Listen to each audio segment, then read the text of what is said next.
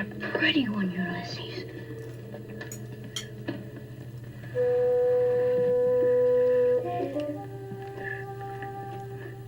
There it is. Hello BookTube, I'm Sean the Book Maniac. Welcome back to my channel. Here I am with a kind of an unusual review. This is a biography of a Welsh writer named Kate Roberts, who wrote exclusively in Welsh, and some of her works have been translated into English. She was born in 1891 and died at the ripe old age of 94 in 1985. Lived her whole life in Wales, and I have never read any of her fiction, but yet I read a full-length biography of her. Let me explain, because the explanation is important for you to understand that I am not setting myself up as any sort of expert on Kate Roberts' life or writings. I haven't read any of her writings except for the excerpts in this biography that I enjoyed, and I now know a fair amount about her life, but I'm not sure that I can talk about it in an intelligent way because Welsh culture and history is pretty new to me. But I participated in a readathon in maybe August or September called the Women in Translation Readathon. And everybody was reading Han Kang and all the trendy writers, but I didn't want to read any of them. So I did a deep dive on Google to find translated works in languages or by writers that nobody else was talking about on BookTube, because that's the way that I roll.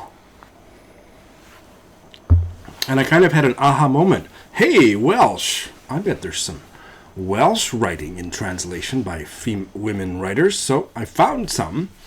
Kate Roberts kept popping up as the mother of Welsh literature, and there was nothing short enough available to me on Scrib. They only had her one famous novel, Feet in Chains, and it's a chunkster. So I opted to read an English language biography of a Welsh writer, and I read it very slowly over about 3 months and just finished it yesterday. So I am so stoked to read Kate Roberts' fiction. She's primarily known for her short stories. Her short stories have been compared to the French writer Guy de Maupassant and many other 20th century luminaries in the short story department, but I'd never heard of her. Have you? The biography, written by a professor, was quite readable. I enjoyed the prose for the most part. Occasionally it dipped into a rather facile equation between her fiction and her life, which academics tend to do. But for the most part, it was really easy and enjoyable reading, and I really enjoyed the excerpts from Kate Roberts' prose that were featured in both Welsh and then in English. And I'm going to give you a little taste of one of those. The first thing that captured my imagination about Kate Roberts, she grew up near a small town on what was called a small holding, which is smaller than a farm, with her dirt poor parents.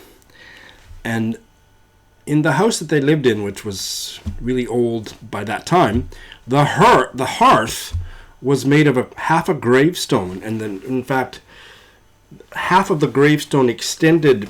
It formed the hearthstone in their house, but it also jutted out into the barn, which was part of the same building. And the inscription, I'll put the Welsh and the English up here, but this is quite possibly the first literature that Kate Roberts was exposed to, because this was on her family's hearthstone. The dear cold body and heart, the smile and the face are rotting. The arms have become mottled under the prison of the black earth. Can you imagine growing up in a home with that on the hearthstone?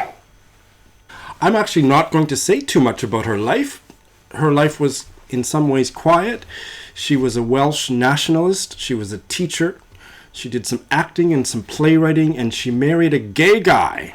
Now, that was pretty interesting. I would have liked to have found out more about that. Apparently his love affair with another man didn't necessarily stop after he got married to Kate Roberts, and he died fairly young.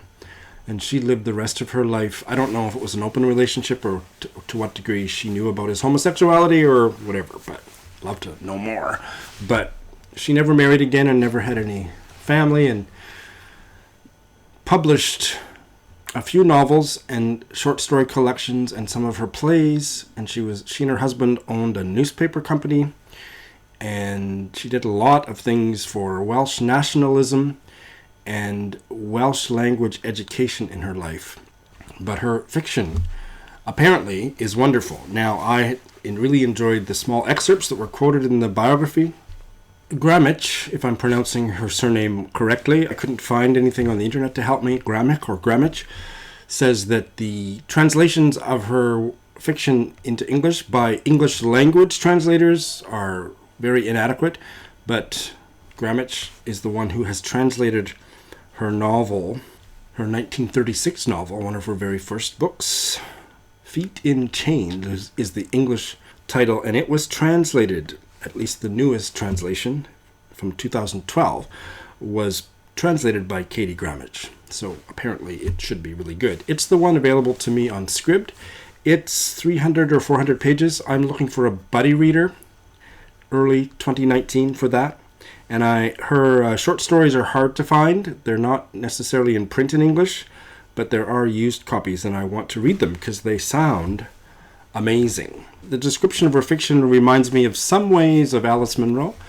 Very domestic fiction. She wrote about the woman that she was, the women that she knew, and created whole universes on a tiny canvas. Here is the first rather lengthy paragraph of Feet in Chains. I'll give you a little taste of her writing. The humming of insects, the seed pods of the gorse cracking, heat rising hazily, and the velvety voice of the preacher murmuring on and on. If they hadn't been out in the open air, it would have felt stifling, and more than half the congregation would have fallen asleep. This was the Sunday in June when the Methodists of Moel Irian held their prayer meeting. Since the chapel was small and the attraction of prayer meetings in 1880 a powerful one, it was held out in a field. The preacher was borne onward by the tide of his own eloquence. Everything was in his favor. A large crowd before him, warm, calm weather, the dome of the sky above, far off and blue. The sea itself, blue all the way to the horizon, and a circle of mountains as a backdrop. He had both nature and the people for his audience, and he was able to sail through his sermon with nothing to bar his way or restrict his breath, except his tight collar and starched suit. He himself was more dignified than his pulpit, which was a cart with its shafts sticking up. But even in a chapel he would surely have commanded the attention of the whole congregation, since there was something attractive about his face, with its Roman nose and clean-shaven upper lip, his mild blue eyes, his wavy red hair, and his long sideburns. As it was, many eyes were upon him, the eyes of those at the front of the crowd, but there was discontent at the edges, especially among the women, whose new shoes were pinching, their new stays too tight, and the high collars of their new frocks suffocating. They mopped the sweat from their faces and shuffled their feet irritably. Now, I love that opening, and I remember Grammich talks about that opening to this novel, which continues on, and we see how deep the discontent among the congregation runs. So, yeah, I can't wait to read Feet in Chains and some of her collected short fiction, and I am very curious to see if any of you have read Kate Roberts, or what more you can tell me about her or her writing, or any correction you can make to what I said, because I am definitely a novice when it comes to Welsh literature. Thanks for watching.